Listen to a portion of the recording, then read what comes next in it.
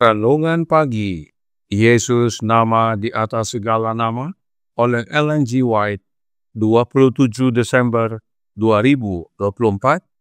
Mari kita berdoa.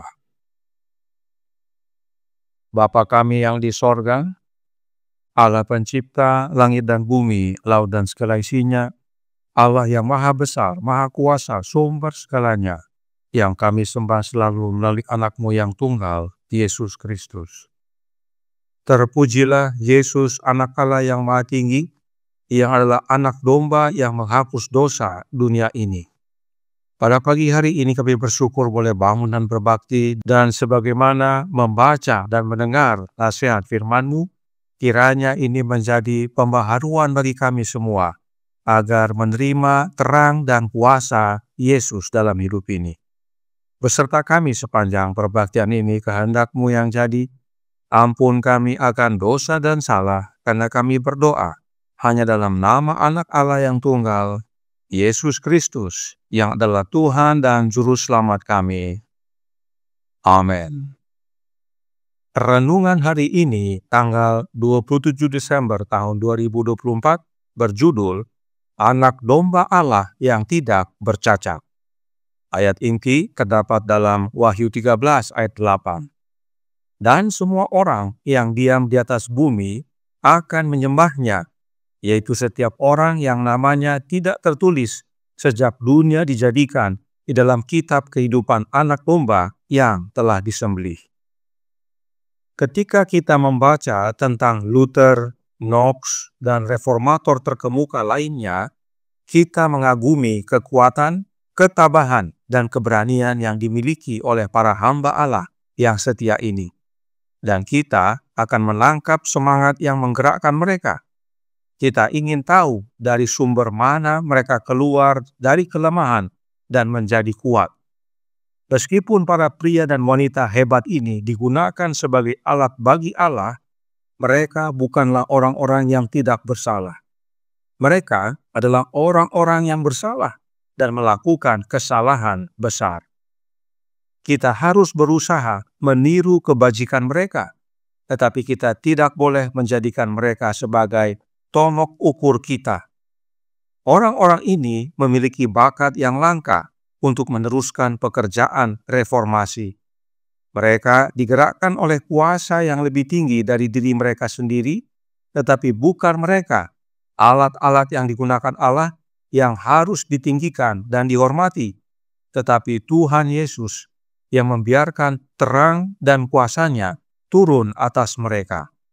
Biarlah mereka yang mencintai kebenaran dan keadilan, yang mengumpulkan kepercayaan turun-temurun yang diberikan kepada para pembawa panji-panji ini, memuji Allah, sumber segala terang. Jika diumumkan bahwa para malaikat pembawa pesan akan membuka di hadapan manusia harta karun pengetahuan yang berhubungan dengan hal-hal sorgawi, betapa hebohnya hal itu di dunia Kristen. Suasana sorga akan dipenuhi para pembawa pesan, dan betapa bersemangatnya banyak orang mendengarkan kata-kata yang akan keluar dari bibir mereka. Pria dan wanita akan menulis buku-buku yang menarik perhatian pada kata-kata para malaikat, tetapi ada pribadi yang lebih besar daripada para malaikat di dunia kita. Tuhan sendiri telah datang untuk memantulkan terang sorga kepada manusia. Dia telah mengumumkan dirinya sebagai satu dengan Bapa, penuh kasih karunia dan kebenaran, Allah yang mewujudkan diri dalam daging. Tuhan Yesus, yang adalah gambar Allah yang tidak kelihatan, menyerahkan nyawanya sendiri untuk menyelamatkan manusia yang binasa. Dan, betapa terangnya, betapa kuasanya yang Ia bawa bersamanya. Di dalam Dialah berdiam secara jasmania seluruh kepenuhan kealahan. Betapa rahasia dari segala rahasia, sulit bagi akal untuk memahami keagungan Kristus, misteri penebusan. Salib yang memalukan telah ditinggikan, paku telah ditancapkan di tangan dan kakinya, tombak yang kejam telah menusuk hatinya, dan harga penebusan telah dibayar untuk umat manusia. Anak domba Allah yang tidak bercacat menanggung dosa-dosa kita di dalam tubuhnya sendiri di kayu salib. Ia menanggung kesedihan-kesedihan kita. Dikutip dari buku Selected Messages, buku pertama, halaman 402 dan 403. Demikianlah pembacaan renungan pagi pada pagi hari ini. Terima kasih dan Tuhan Yesus memberkati. Selamat pagi, saudaraku dalam Tuhan. Tentang Martin Luther, Roh Nubuat berkata dalam The Great Controversy, halaman 150, paragraf 5. Sahabat-sahabat Luther takut dan cemas. Mengetahui prasangka buruk dan rasa permusuhan mereka terhadap Luther, sahabat-sahabat Luther khawatir kalau surat jaminan keselamatan itu sendiri tidak dihargai. Dan mereka meminta agar jangan membahayakan hidup Luther. Luther menjawab, para pengikut kepausan tidak menginginkan kedatangan saya ke Worms. Yang mereka inginkan ialah hukuman dan kematian saya. Tidak ada masalah. Janganlah berdoa untuk saya, tetapi berdoalah untuk firman Tuhan. Kristus akan memberikan rohnya, yaitu rohnya Kristus, kepada saya untuk mengalahkan pelayan-pelayan kepalsuan itu. Luther percaya bahwa Roh Kristuslah yang memampukan dia untuk mengalahkan para pelayan kesalahan. Kemudian, tentang John Knox dikatakan dalam manuskrip 14 tahun 1887, paragraf 38. Jika kita memiliki minat seperti yang dimiliki John Knox ketika kita memohon kepada Allah untuk Skotlandia, kita akan berhasil. Ia berseru, berikan aku Skotlandia Tuhan, atau aku mati.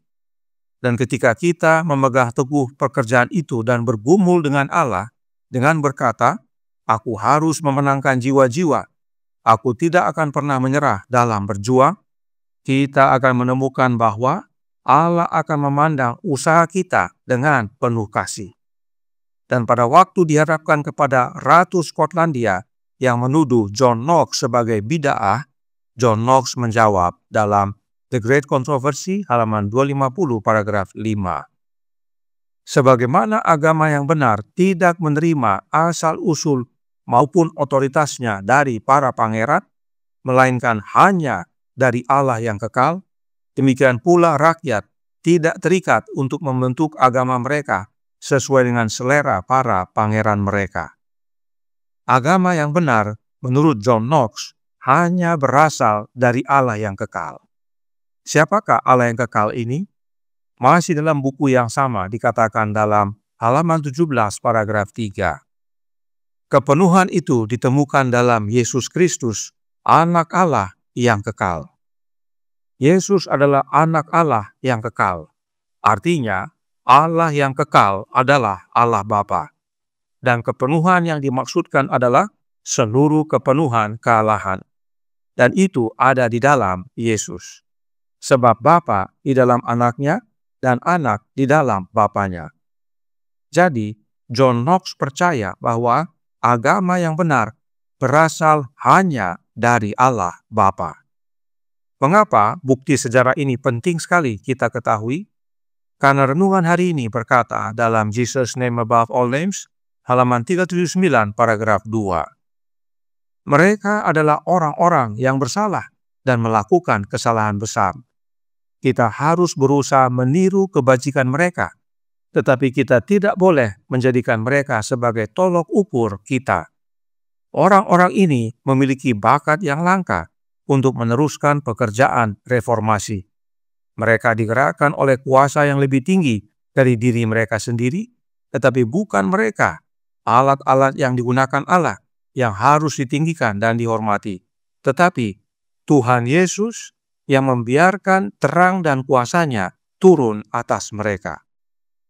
Martin Luther, John Knox, dan semua reformator adalah orang-orang bersalah dan melakukan kesalahan besar. Tetapi mereka mau digerakkan oleh kuasa yang lebih tinggi dari diri mereka sendiri untuk menjadi alat-alat Allah dalam mengabarkan kebenaran. Dan kuasa yang lebih tinggi tersebut berasal dari Yesus. Sebab Yesuslah yang memberikan terang dan kuasa-Nya kepada mereka. Apakah terang dan kuasa Yesus tersebut? Suratnya nomor 26 tahun 1873 paragraf 12 berkata, para pendeta harus memiliki terang dan kuasa dari Allah untuk bekerja dengan usaha mereka, atau mereka hanya akan menghasilkan sedikit. Kehidupan dan Roh Kristus harus ada di dalam diri Anda. Terang dan kuasa Allah itu kita terima oleh menerima terang dan kuasa Kristus. Dan di dalam Alkitab, terang itu adalah hidup. Yohanes 1 ayat 4 berkata, dalam Dia ada hidup, dan hidup itu adalah terang manusia. Serta kuasa itu adalah roh. Kisah 1 ayat 8, tetapi kamu akan menerima kuasa kalau Roh Kudus turun ke atas kamu. Karenanya, terang dan kuasa Kristus adalah hidup dan rohnya Kristus. Dalam tulisan lainnya, Roh Nubuat berkata, manuskrip 31, 1860 paragraf 13. Kita harus menyampaikan kebenaran sebagaimana adanya di dalam Yesus. Terang dan kuasa Juru Selamat yang tinggal di dalam diri kita harus menjadi milik kita, atau kita tidak dapat menarik orang lain kepadanya. Kita harus dipenuhi dengan roh kebenaran, Roh Kristus. Jelas sekali bahwa terang dan kuasa Kristus itu adalah rohnya Kristus. Sebab terang adalah hidup, dan hidup adalah roh. Serta kuasa itu adalah roh. Karenanya, yang kita perlukan adalah dipenuhi dengan rohnya Kristus yang adalah roh kebenaran. Kita adalah orang-orang bersalah dan bahkan telah melakukan kesalahan besar. Tetapi bila terang dan kuasa Kristus memenuhi hidup kita, maka kita dapat menjadi alat-alat Allah yang kekal dalam mengabarkan dan meninggikan anak-Nya, yaitu Yesus Kristus, anak domba yang tidak bersalah. Roh kebenaran itu bukan oknum yang lain, tapi Yesus itu sendiri. Inilah rahasia kemenangan Martin Luther, John Knox, dan para reformator. Dan kemenangan ini dapat menjadi bagian kita, asal kita mau terima Roh Kristus dalam hati kita. Pengabdian kita adalah mengabarkan kepada banyak orang bahwa Yesus adalah anak domba Allah yang tidak bercacat, yang menghapus dosa dunia ini, agar barang siapa yang percaya kepadanya tidak binasa, melainkan beroleh hidup yang kekal. Tuhan memberkati, saya bawa dalam nama Yesus. Amin. Mari kita berdoa. Bapa kami yang di sorga, Allah pencipta langit dan bumi, laut dan segala isinya, Allah yang maha besar, maha kuasa, sumber segalanya, yang kami sembah selalu melalui anak-Mu yang tunggal, Yesus Kristus. Terima kasih atas nasihat firman Tuhan yang menguatkan pada pagi hari ini. Bahwa Martin Luther, John Knox, dan semua reformator adalah orang-orang yang bersalah, bahkan melakukan kesalahan besar. Mereka bukan manusia sempurna, namun mereka mau dipenuhi dengan terang dan kuasa Kristus, sehingga menjadi saksinya yang penuh kuasa. Karenanya tolong kami ya Bapa, karuniakanlah roh anak-Mu dalam hidup ini, dan biarlah roh Kristus berkuasa dalam hati kami. Terang dan kuasa-Nya memampukan kami untuk mengabarkan kebenaran kepada banyak orang, khususnya meninggikan Kristus, yang adalah anak domba Allah yang tidak bercacat, yang telah menghapus dosa dunia ini, sehingga banyak orang yang percaya kepada Yesus tidak binasa, melainkan beroleh hidup yang kekal. Beserta kami sepanjang hari ini kehendak-Mu yang jadi. Ampun kami akan dosa dan salah, karena kami berdoa hanya dalam nama anak Allah yang tunggal, Yesus Kristus, yang adalah Tuhan dan Juru Selamat kami. Amin.